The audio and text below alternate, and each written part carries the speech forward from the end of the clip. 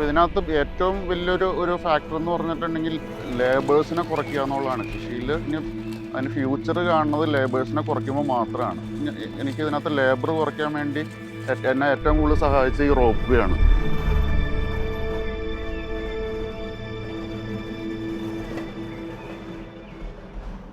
നമസ്കാരം, എൻ്റെ പേര് അനീഷ് എന്നാണ്. എൻ്റെ സ്വദേശം പെരുമ്പാവൂരാണ്. ആക്ച്വലി ഞാനൊരു ഇടുക്കിക്കാരനല്ല, ഞാൻ ഒരു ബിസിനസ്സുകാരനാണ്. കൃഷിയിലേക്ക് വരാനുള്ളൊരു കാരണം എന്ന് പറഞ്ഞിട്ടുണ്ടെങ്കിൽ എൻ്റെ ഫാദർ ഒരു കൃഷിക്കാരനാണ്. അപ്പോൾ അദ്ദേഹത്തിന് പണ്ട് ഒരു 50 കൊല്ലം മുമ്പ് ഇവിടെ ഇടുക്കിയിൽ മേലേച്ചിന്നാറ് ഇത്രയും സ്ഥലം മേടിച്ചു. അവിടെ കൃഷി തുടങ്ങിയതാണ്. ഫാദർ കൃഷി ചെയ്യായിരുന്നു. അപ്പോൾ അത് പുള്ളിക്ക് പ്രായമായി കഴിഞ്ഞപ്പോൾ ഞാനത് തുടർന്ന് ഇങ്ങനെ വരികയാണ്. ഇത് മൊത്തം 6 ഏക്കർ സ്ഥലമാണ്. ഇതിനു മുമ്പ് പപ്പയായിരുന്നു ഇവിടെ കൃഷി ചെയ്തുകൊണ്ടിരുന്നത്. അന്നേരം മൊത്തം കുരുമുളകായിരുന്നു. പിന്നെ കുറച്ച് നാൾ കഴിഞ്ഞ് കഴിഞ്ഞപ്പോൾ കുരുമുളക് കേട് വന്നോ നശിച്ച് തുടങ്ങി കഴിഞ്ഞപ്പോൾ മാറ്റി ചിന്തിക്കേണ്ട ഒരു അവസ്ഥ വന്നു. അന്നേരമാണ് അവക്കാഡോ നോക്കി കഴിഞ്ഞപ്പോൾ അവക്കാഡോ നല്ലൊരു ക്രോപ്പാണെന്ന് മനസ്സിലായി. അങ്ങനെയാണ് അവക്കാഡോ ഇവിടെ നട്ടിരിക്കുന്നത്. ഏകദേശം 600 തൈകളാണ് ഇവിടെ നട്ടേക്കുന്നത്. 1 വർഷം പ്രായമായ തൈകളാണ് ഇവിടെ ഉള്ളത്. ഇതുവരെ കാച്ചു തുടങ്ങിയിട്ടില്ല. 3 വർഷം കഴിഞ്ഞ് കഴിയുമ്പോഴാണ് കാച്ചു തുടങ്ങുള്ളൂ. ജസ്റ്റ് പൂവൊക്കെ ഇട്ട് തുടങ്ങിയിട്ടുണ്ടാകും, നമ്മൾ നുള്ളിക്കളയും.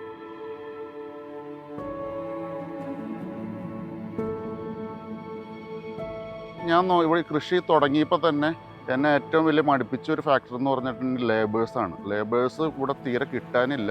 ഏലം കൃഷി ചെയ്യുകയാണെങ്കിൽ തന്നെ നമുക്ക് ഒത്തിരി ലേബർ വേണം. ഏകദേശം ഞാൻ ചോദിച്ചു കഴിഞ്ഞപ്പോൾ 1 ഏക്കറിന് ഏകദേശം ഡെയിലി 4 പേര് വെച്ച് പണിയാനുള്ള ആൾക്കാർ വേണമെന്നാണ് പറഞ്ഞത്. അപ്പോൾ ഇവിടെ പണിയണമെങ്കിൽ ഡെയിലി ഒരു 10-20 പേരുടെ ലേബർ എല്ലാ ദിവസവും വരും. അത് വെച്ച് നോക്കുമ്പോൾ അതിനൊരു ബെനിഫിറ്റ് ഉള്ളതായിട്ട് എനിക്ക് തോന്നിയില്ല.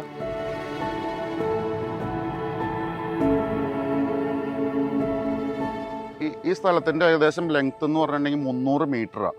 ആ 300 മീറ്റർ നമ്മൾ നടക്കുമ്പോഴത്തേക്കും ഏകദേശം 100 മീറ്റർ വെർട്ടിക്കൽ ഹൈറ്റിലേക്കാണ് നമ്മൾ കയറി ചെല്ലുന്നത്. എന്ന് പറഞ്ഞിട്ടുണ്ടെങ്കിൽ നല്ല സ്ലോപ്പാണ്. ഒരാൾ താഴ്ത്തുന്ന മോള് വരെ ചുമ്മാ നടന്നു പോകാൻ തന്നെ 45 മിനിറ്റ് പിടിക്കും. 300 മീറ്റർ ഉള്ളൂ എന്ന് പറഞ്ഞിട്ട് കാര്യമില്ല. അപ്പോൾ ഈ നല്ല സ്ലോപ്പ് ആയതുകൊണ്ട് ഒരാൾക്ക് ഒരു 25 കിലോ കൂടുതൽ ഭാരം ചുമക്കാൻ പറ്റൂല. ഒരു 50 കിലോ വളം എടുത്തിട്ടുണ്ടെങ്കിൽ അത് ഹാഫ് ബാഗ് ആക്കിയിട്ടാണ് മുകളിലേക്ക് കൊണ്ടുപോകുന്നത്. അപ്പോൾ ഇതിനകത്ത് ഏറ്റവും വലിയൊരു ഫാക്ടർ എന്ന് പറഞ്ഞിട്ടുണ്ടെങ്കിൽ ലേബേഴ്സിനെ കുറയ്ക്കുക എന്നുള്ളതാണ്. കൃഷിയിൽ ഇനി അതിന് ഫ്യൂച്ചർ കാണുന്നത് ലേബേഴ്സിനെ കുറയ്ക്കുമ്പോൾ മാത്രമാണ്. അല്ലാണ്ട് സാധനങ്ങളുടെ വില കൂട്ടുക എന്നുള്ളതിൽ നമുക്കത് നമ്മുടെ കൺട്രോളിലുള്ള കാര്യങ്ങളല്ല. മാക്സിമം കോസ്റ്റ് ഓഫ് പ്രൊഡക്ഷൻ കുറയ്ക്കുക. അതിന് എനിക്ക് ഇതിനകത്ത് ലേബർ കുറയ്ക്കാൻ വേണ്ടി എന്നെ ഏറ്റവും കൂടുതൽ സഹായിച്ച ഈ റോപ്പ് വേ ആണ്. ഈ റോപ്പ് വേ ഉണ്ടാക്കിയ പിന്നെ എനിക്ക് ലേബർ മുകളിലേക്കുള്ള ചുമട്ട് തന്നെ ഇവിടെ ഭയങ്കര ഒരു ലേബർ ആവുന്നതായിരുന്നു. ഇപ്പോൾ എനിക്ക് ഭയങ്കര ഒരു ആശ്വാസമുണ്ട്. ഏകദേശം ഒരു വർഷമായി ഇത് ഇൻസ്റ്റാൾ ചെയ്തിട്ട്. ഈ റോപ്പ് വേ സെറ്റ് ചെയ്ത് കഴിഞ്ഞപ്പോൾ ഇതിനകത്ത് ഏകദേശം 200 കിലോ കയറാൻ പാകത്തിനുള്ള രീതിയിലാണ് നമ്മൾ ഡിസൈൻ ചെയ്തേക്കുന്നത്. പക്ഷേ ഇപ്പോൾ 100 കിലോയുടെ മുകളിൽ കയറ്റാറില്ല നമ്മൾ. അപ്പോൾ ഇതിനകത്ത് ഏകദേശം 8 മിനിറ്റാണ് ഈ 300 മീറ്റർ ഏറ്റവും താഴ്ത്തുനിന്ന് മുകളിലേക്ക് കയറാനുള്ളൊരു സമയം. 5-6 വർഷം മുമ്പ് ഞാൻ ഇവിടെ ഒരു 2 ലോഡ് ചാണകം പെരുമ്പാവൂരിൽ നിന്ന് ഇവിടെ നിന്ന് ഇറക്കി. ചുരുങ്ങിയ റേറ്റിന് എനിക്കത് ഇവിടെ കിട്ടി. പക്ഷേ ഈ സാധനം എനിക്ക് മുകളിലേക്ക് കയറ്റാനുണ്ടായ ചിലവ് എന്ന് പറഞ്ഞിട്ടുണ്ടെങ്കിൽ വളരെ ഭീമമായിരുന്നു. ഏതാണ്ട് 2 ലക്ഷം രൂപയുടെ അടുത്ത് എനിക്ക് ചിലവായി. താഴ്ത്തുനിന്ന് ചാണകം ഏറ്റവും മുകളിലേക്ക് വരെ എത്തിക്കാനുള്ള കോസ്റ്റാണ് ഞാൻ പറഞ്ഞത്.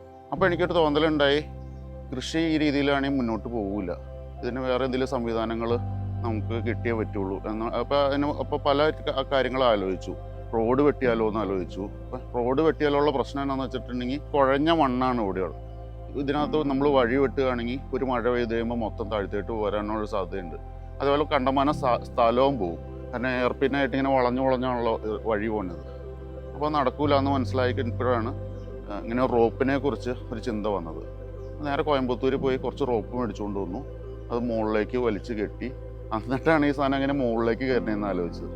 അപ്പോൾ ഒരു മെഷീൻ്റെ സഹായം ഉണ്ടെങ്കിൽ നന്നായിരിക്കും എന്ന് വിചാരിച്ച് അങ്ങനെ ഒരു മെഷീൻ ഡിസൈൻ ചെയ്യാൻ നോക്കി. ആരെങ്കിലും കണ്ടുപിടിക്കാൻ പറ്റുമെന്ന് നോക്കിയപ്പോൾ ആരും ഇത് ചെയ്തു തരാൻ പാകത്തിനുള്ള ആരും എനിക്ക് കിട്ടിയില്ല.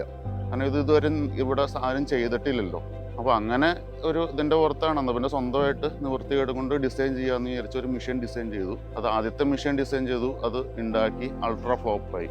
രണ്ടാമത്തെ സംഭവം ഒരെണ്ണം ഡിസൈൻ ചെയ്തു, അത് ഇൻസ്റ്റാൾ ചെയ്ത് കഴിയുമ്പോഴാണ് നമുക്കറിയാൻ പറ്റണത് പരാജയപ്പെട്ടോ ഇല്ലേന്ന്, വിജയിച്ചോ ഇല്ലേന്ന് നമുക്കറിയാൻ പറ്റുന്നത്. രണ്ടാമത്തതും സംഭവം മുകളിലേക്ക് പോകും, താഴ്ത്തേട്ട് ഇറങ്ങി വരില്ല. അപ്പോൾ നമുക്ക് മുകളിലേക്കും പോകണം, സാധനങ്ങൾ മുകളിലേക്കും കൊണ്ടുപോകണം, അവിടെ വന്ന ക്രോപ്പുകൾ താഴ്ത്തേട്ട് ഇറക്കി കൊണ്ടുവരണം. അപ്പം അങ്ങനെയുള്ള രീതിയിലുള്ളൊരു ഫൈനലായിട്ടുള്ളൊരു മെഷീനാണ് ഇപ്പോൾ ഡിസൈൻ ചെയ്തത്. ഇതിൻ്റെ ഏകദേശം നമുക്കൊരു 200 കിലോ ലോഡ് ബെയറിംഗ് കപ്പാസിറ്റിയാണ് ഇതിന് നമ്മൾ ഡിസൈൻ ചെയ്തപ്പോൾ ഉള്ളത്. കാരണം അതിൻ്റെ സ്പീഡും അതിൻ്റെ ലോഡും ഒക്കെ ആയിട്ട് ബന്ധമുണ്ട്. ഗിയർ ബോക്സ് ഒക്കെ അതനുസരിച്ചാണ് നമ്മൾ വച്ചേക്കുന്നത്. പിന്നെ ഇറക്കിക്കൊണ്ട് വരുമ്പോൾ ഇത് എന്തോരം വേണമെങ്കിലും നമുക്ക് ലോഡ് ഇറക്കിക്കൊണ്ട് വരാം. മുകളിലേക്ക് വരുമ്പോഴാണ് ഈ ലോഡ് മൊത്തം മോട്ടറിന് വന്നത്. ഇതാണ് ഈ പുഷ് പുൾ റോപ്പയുടെ ഹൃദയഭാഗം, മിഷ്യൻ. ഇതിനകത്ത് മെയിനായിട്ടുള്ളത് 2 HP മോട്ടറാണുള്ളത്. ഈ 2 HP മോട്ടറിൽ നിന്ന് ഒരു ഗിയർ ബോക്സ് 25:1 എന്ന് പറഞ്ഞ റേഷ്യോയിലുള്ള ഗിയർ ബോക്സ്, അതിൽ നിന്ന് സ്പോക്കറ്റ് വഴി ഈ പുള്ളിയിലേക്ക് വരും. ഈ പുള്ളിയിൽ നിന്ന് റോപ്പ്, ഇതിനകത്ത് ഡബിൾ പുള്ളിയാണിത്. ഈ പുള്ളിയിൽ മാത്രം അത് കണക്ട് ചെയ്തിട്ടുണ്ടെങ്കിൽ ഈ റോപ്പ് സ്ലിപ്പ് ആവാനുള്ള ചാൻസ് ഉണ്ട്. അതുകൊണ്ട് ഇതിനകത്ത് 2 പ്രാവശ്യം വൈൻഡ് ചെയ്ത് ഇതിനകത്തിട്ട് കയറി റോപ്പ് അങ്ങോട്ട് റോപ്പ് പോകുമ്പോൾ തിരിച്ചൊരു റോപ്പ് ഇങ്ങോട്ട് വരും. അതാണ് ഇതിൻ്റെ ടെക്നോളജി. ഇതിനകത്ത് വേറെ ഉള്ളത് ഒരു ഡിസ്ക് ബ്രേക്കാണ്. ഇത് താഴത്തേട്ട് സാധനം വന്നതിൻ്റെ ഇടയിൽ നല്ല സ്പീഡിലാണെങ്കിൽ നമുക്ക് ബ്രേക്ക് ചെയ്യാൻ വേണ്ടിയാണ് ഇത് ഈ ഒരു ബ്രേക്കിൻ്റെ ആവശ്യം. മൂന്നാമത്തെ എന്ന് പറഞ്ഞിട്ടുണ്ടെങ്കിൽ ഇതൊരു ലൊക്കേറ്ററാണ്. ഈ ട്രോളി ഇപ്പോൾ എവിടെയാണെന്ന് അറിയാൻ വേണ്ടിയാണ് നമ്മൾ ഈ സാധനം വെച്ചേക്കുന്നത്. ഈ സാധനം ഇങ്ങേറ്റത്ത് എത്തുമ്പോൾ ട്രോളി ഏറ്റവും മുകളിലെത്തും, ഇത് ഇവിടെ എത്തുമ്പോൾ ഏറ്റവും താഴത്തെത്തിയെന്ന് നമുക്ക് മനസ്സിലാക്കാൻ പറ്റും. ഇത് സത്യം പറഞ്ഞാൽ ഞാൻ ഒറ്റയ്ക്ക് ഉണ്ടാക്കിയതല്ല, ഇത് ഞങ്ങൾ 2 പേരും കൂടി ഉണ്ടാക്കിയതാണ്. ഇതെൻ്റെ ചേട്ടനാണ്, എൻ്റെ കസിനാണ്. പുള്ളിയാണ് എനിക്ക് കട്ടയ്ക്ക് ഈ സംഭവം ഉണ്ടാക്കാൻ വേണ്ടി എൻ്റെ കൂടെ എന്ന് പറഞ്ഞു. തുടക്കത്തിൽ ഭയങ്കര ബുദ്ധിമുട്ടായിട്ട് തോന്നി. പിന്നീട് എന്ത് ബുദ്ധിമുട്ടാണെങ്കിലും ചെയ്യാമെന്നുള്ള അവനൊരു ധൈര്യം നമുക്ക് തന്നു.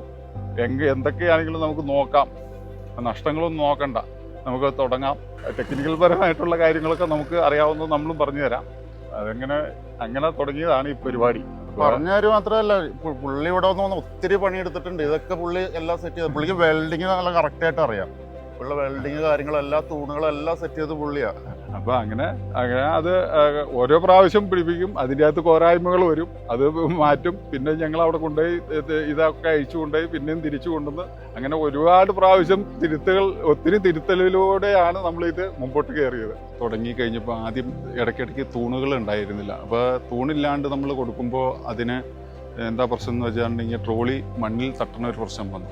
ആ പ്രശ്നം പരിഹരിക്കാനായിട്ട് ഇടയ്ക്കിടയ്ക്ക് ഓരോ തൂണുകൾ കൊടുത്തു കഴിഞ്ഞപ്പോൾ എന്താ പ്രശ്നം എന്ന് വെച്ചാൽ തൂണയിൽ വന്ന് ഈ ട്രോളി തട്ടിക്കഴിഞ്ഞ് കഴിയുമ്പോൾ കിടന്നു പോകാനുമായിട്ടുള്ള ബുദ്ധിമുട്ടുകൾ വന്നു. അത് കഴിഞ്ഞപ്പോഴാണ് പിന്നെ നമ്മൾ റെയിൽവേയിലെ ട്രാക്കിൽ കൂടെ ഇത് പോകും പോലെ മറ്റേ ട്രോളിക്ക് തടസ്സമില്ലാത്ത രീതിയിൽ ഭാഗത്തിനുള്ള സിസ്റ്റം ആക്കി മാറ്റിയത്. അപ്പോൾ അങ്ങനെ വന്നു കഴിഞ്ഞപ്പോൾ എല്ലാം സുഗമമായിട്ട് ട്രോളി പോകേണ്ട ട്രാക്കിക്കട ഇതും പോകും, ട്രോളി വലിക്കേണ്ട റോപ്പ് വലിഞ്ഞും പൊക്കോളും. അപ്പോൾ അത് വലിയ പ്രശ്നമില്ലാണ്ട് അങ്ങനെ പരിഹരിക്കപ്പെട്ടു.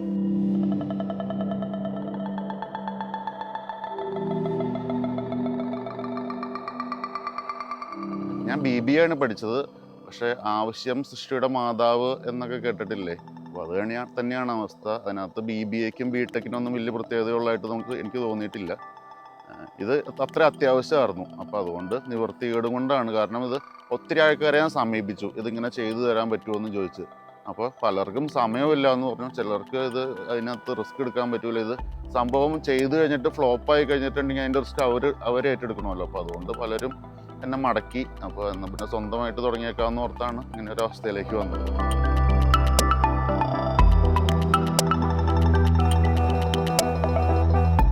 ഇതിനകത്ത് മെയിൻ ക്രോപ്പ് എന്ന് പറഞ്ഞിട്ടുണ്ടെങ്കിൽ അവക്കാഡോയും ഇടവിളയായിട്ടാണ് ഇപ്പോൾ വാഴ വച്ചിരിക്കുന്നത്.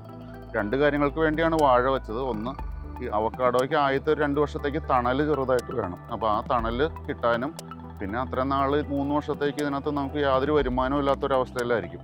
അപ്പോൾ ആ സമയത്ത് ഒരു ചെറിയ ഇൻകം കിട്ടും എന്നുള്ള കേസിന് വേണ്ടിയാണ്. അടുത്ത വർഷത്തോടുകൂടി വാഴകളെല്ലാം മാറ്റിയിട്ട് മെയിൻ ക്രോപ്പായിട്ട് ഈ അവക്കാഡോ തന്നെ നിലനിർത്താനാണ് ഇപ്പോൾ പ്ലാൻ ചെയ്തിരിക്കുന്നത്. നല്ലൊരു മാർക്കറ്റ് നമ്മളുടെ മുമ്പിൽ തന്നെ ഉണ്ട്. കാരണം ഏറ്റവും കൂടുതൽ ഇതിൻ്റെ പ്രൊഡക്ഷൻ വന്നത് വയനാട്ടിൽ നിന്നാണ്. ഒത്തിരി കമ്പനികൾ ഇത് പ്രിക്യൂർ ചെയ്യുന്നുണ്ട്.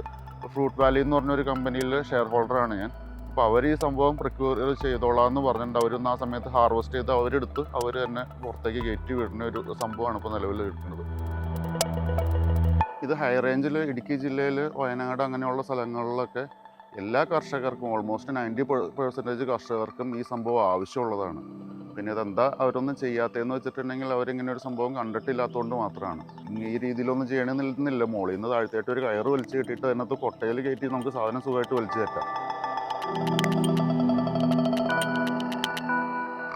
എല്ലാവരും പറയും കൃഷി നഷ്ടമാണ് എന്ന് പറയും. കൃഷിയെ കൃഷിയായിട്ട് കാണുമ്പോഴാണ് നഷ്ടം. അത് നമ്മളൊരു അതൊരു വ്യവസായമായിട്ട് കാണുകയാണെങ്കിൽ, ഒരു ഇൻഡസ്ട്രി ആയിട്ട് കാണുകയാണെങ്കിൽ അതിനകത്ത് വലിയ നഷ്ടമുള്ളതായിട്ട് ഞാൻ കാണുന്നില്ല. കാരണം ഒരു വ്യവസായത്തിൽ നമ്മൾ നോക്കുന്ന കാര്യം എന്ന് പറഞ്ഞിട്ടുണ്ടെങ്കിൽ കോസ്റ്റ് ഓഫ് പ്രൊഡക്ഷൻ കുറയ്ക്കുക, നമ്മളുടെ പ്രോഡക്റ്റിന് വാല്യൂ കൂട്ടുക. ഈ രണ്ട് കാര്യങ്ങളാണ് നമ്മൾ ബിസിനസ്സിൽ ചെയ്യുന്നത്. അപ്പോൾ ഇതിനകത്ത് നമ്മുടെ ഈ ഫാമിനകത്തുള്ള ഓരോ ചെടികളും ഓരോ മെഷീനായിട്ട് സങ്കല്പിക്കുക. ഫ്രൂട്ട്സ് ഉണ്ടാക്കുന്ന ഒരു ഫാക്ടറിയിലുള്ളൊരു മെഷീനാണ് ഈ ചെടികൾ. അങ്ങനെ സങ്കല്പിച്ചിട്ടുണ്ടെങ്കിൽ നമുക്ക് അതിനകത്ത് ഓരോരോ കാര്യങ്ങളും നമുക്ക് മാറ്റി ചിന്തിക്കാൻ പറ്റും.